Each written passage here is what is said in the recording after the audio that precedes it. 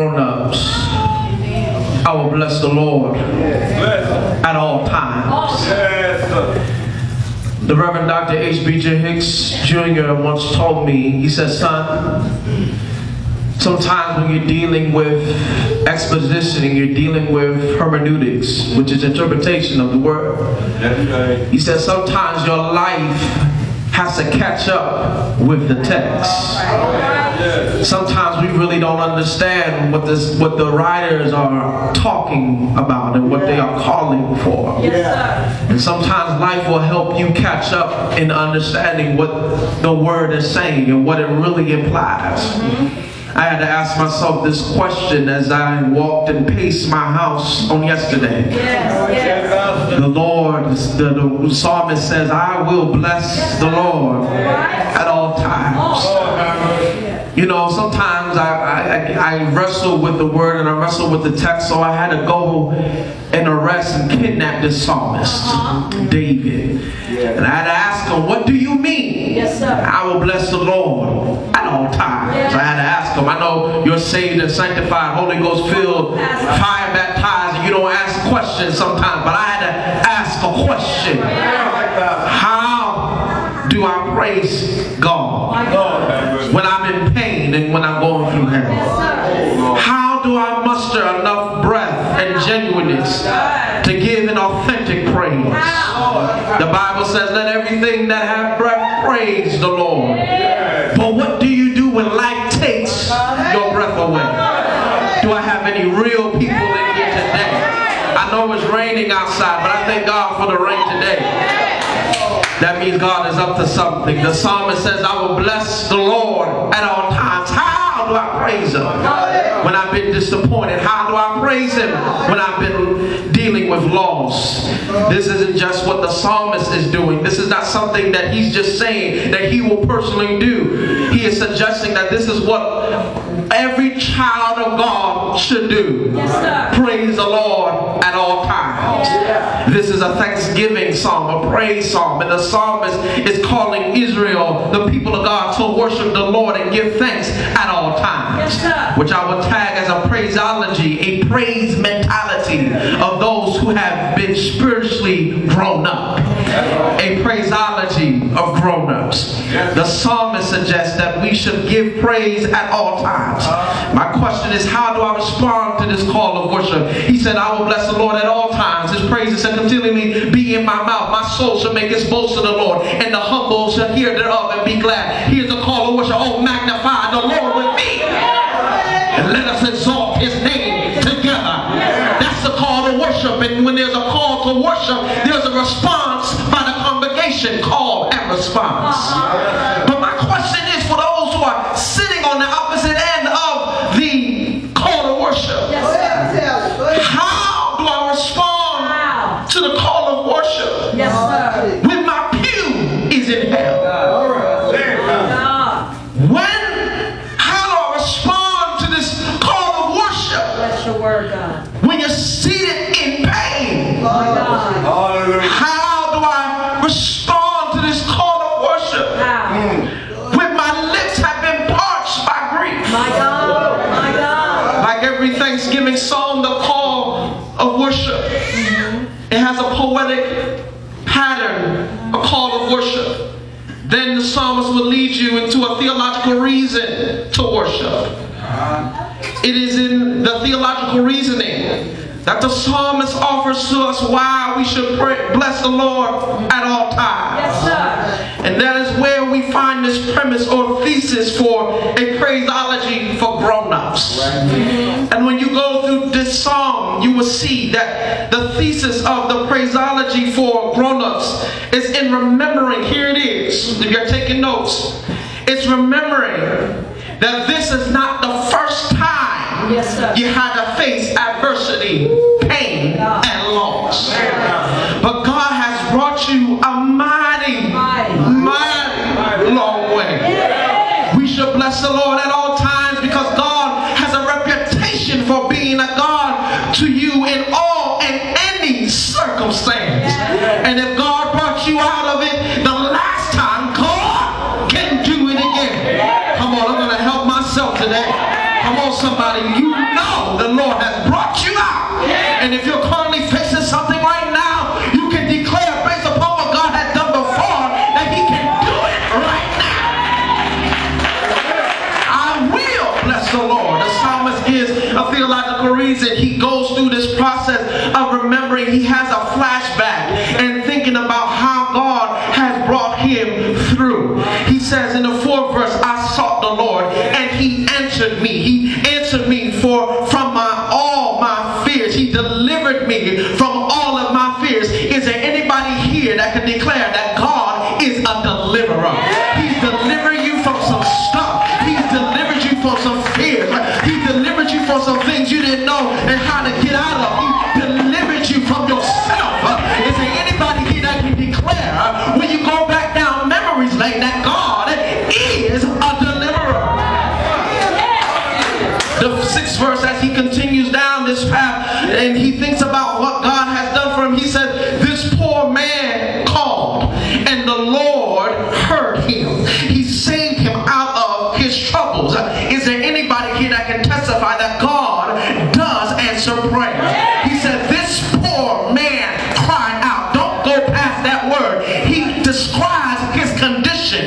He says, poor man. It does not mean that he was just financially poor, but he was circumstantially, sociologically, maybe even physically and emotionally poor and lacking. He said, I don't have what I need to get myself out of this trouble. So he says, this poor man cried and called out to the Lord, and the Lord heard him and saved him out of all of his trouble. Is there anybody here that can declare and testify? You ain't ashamed to tell it, but you too had some days when you were poor and lacking in your mind. You didn't know where you were going to get the strength to get up out the bed this morning. You didn't know how you were going to make it, but you called out to the Lord and He delivered you. He delivered you from him. He delivered you from her. He delivered you from them. He delivered you from that. You cried out and He answered you.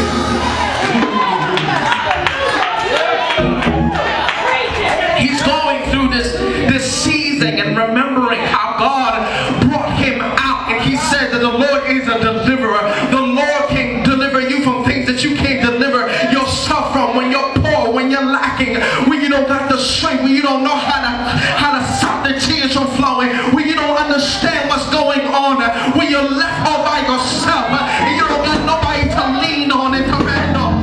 He said that you can cry to the Lord and He will deliver you. He's going through this process. This is a Psalm of David. He's going through this process. He can tell you he's a man of war. He has many enemies. He's going through this process and this progression in his life.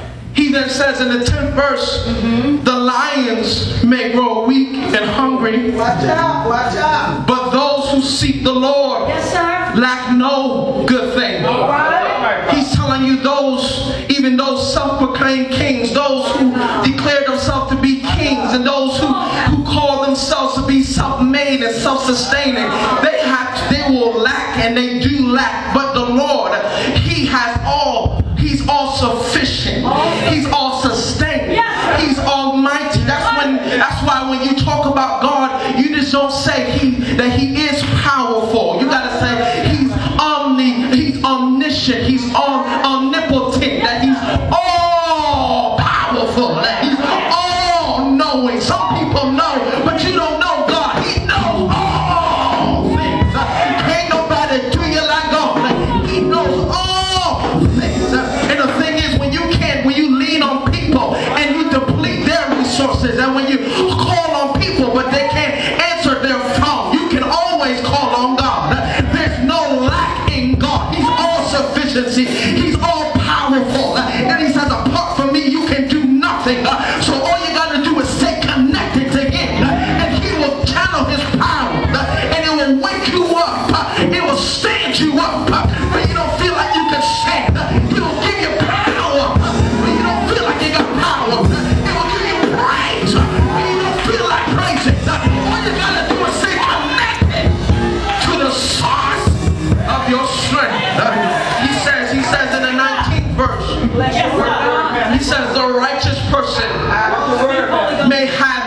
troubles, and that this cuts everybody who's into this whole prosperity gospel. I believe in holistic prosperity. I believe in the power of God. But there's some persons who have this ideology and theology and this hermeneutic that says that if you're going through bad things, that it means you're spiritually weak.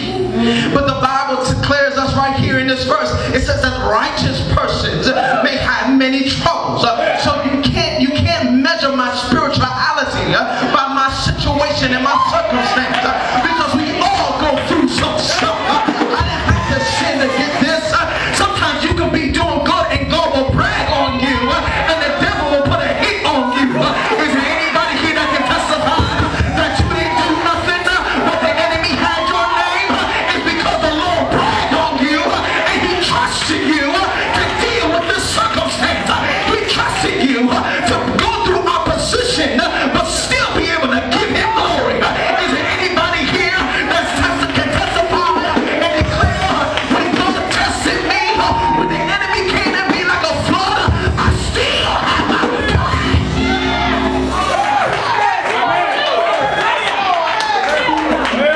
He goes through this progression. He's been going through this process of spiritual maturation, this growing up in the Spirit, walking with God, going through, and God bringing them out. Yeah. He's learning and seeing. Says if you were never in a hospital, you would never know God was a healer. Yeah. And that's why sometimes we should never shun or be frustrated, be mad that we're going through opposition and we're going through certain circumstances. Because the truth of the matter is, I get to see God in my life. This is invisible God that I cannot see. I get to see Him visible and operating and flowing in my life. I get to pray. I pray to an invisible God that I cannot see because He's in spirit. And that's why John 4, chapter 20, verse 4:24 tells us that those who worship Him must worship Him in spirit and in truth. You can't see God. When you go to the Gospels in chapter 1, He said no one has seen God but Him who's the begotten Son, who's in the bosom of the Father. You get to see this God work in your life as you see invisible hands moving visible things and moving people. You get to see God. When you call out to Him, He will then come and manifest His presence in your life. So don't get frustrated by what you're going through. He says, I bless the Lord at all times. He looks back and you see, look, God brought me out of that.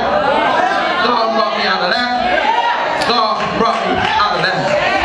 Now, let's be fair, let's be honest. Psalmist nor myself is suggesting that you ought to minimize what you're currently going through. It's just, we suggest that you should refuse, watch this, to magnify it and make it bigger than the God who brought you out of what you've been through before. Yeah. Don't make what you're going through now bigger than God. The Bible declares that He is the same yesterday, today, and forevermore. Somebody needs to know this. Your situation might be a little bit different today, but your problems still are bigger than God. He is still omnipresent. He is still omnipotent. He is still omniscient. He's still all of that. Come on, somebody. Just because your situation changed doesn't mean that God has changed. I refuse to magnify what I'm currently going through, make it bigger than God. But we're also suggesting that we should refuse to magnify what we're currently going through, watch this, over the reality that I wouldn't be here if God didn't bring me out. I am where I am today because God brought me out. Just to simply say, He's able. And He's still able. That's all you're saying. But watch this. Open your Bibles. The italicized part before the first verse, check that out. Scholars suggest that the italicized portion before the first verse in certain psalms are actually connected to the first verse. For this psalm, David writes that when he pretended to be insane before Abimelech, the king of the Philistines, who drove him away and left him. This is when he wrote the psalm. King Abimelech was the king of the Philistines. They were enemies of Israel, and they truly hated David for killing their champion Goliath. But he pretended, somebody say pretend, to be insane. So they wouldn't know it was him. David, like many of us, or many times before, should have died by the enemy's hands. But the Lord brought him out yet again. And he declares, I will bless the Lord at all times. It's a praiseology for grown-ups. And as one walks with God through storms and rains, sunny days and clear blue skies, and then again back in storms and rains, we should grow and progress in our walk and our praise. Because I've seen God work, bring me out of stuff I thought I couldn't get out of. I should have now a little more faith, a little more praise, a little more endurance when I deal with my next trial. This is called growing up, Christian maturation, right? So he says, when you deal with the next trial, you should be able to praise a little bit more than you did last time, because he brought you out of it with what you were going through. So God, I will bless the Lord at all times, in all circumstances. But as I walk with God, he grew me up to have a little more spiritual tenacity to praise him no matter what I'm going through. So watch this. I'm trying not to get ahead of myself, but he pretended to be insane. And sometimes when people look at your life and they see and they know what you're going through, but yet they see a praise in you, they say that person must be insane. They might look like they are losing their mind, because I would have given up, I would have thrown in the towel, but they still got a praise. If I was in their shoes, I would give up, put my resignation letter in, quit the church, quit God and everything else. They must be insane. But the Bible says, be ye transformed by the renewing of your mind. So honey, I am insane, because God grew me up to know that he will bring me out. So I can praise at all times. Yeah, it's like Paul, Philippians chapter 4, he says, for I have learned, somebody said learn, to be content whatever circumstance I'm in. He says, I know how to be in need. I know how to have plenty. I have learned the secret, somebody say secret, of being content in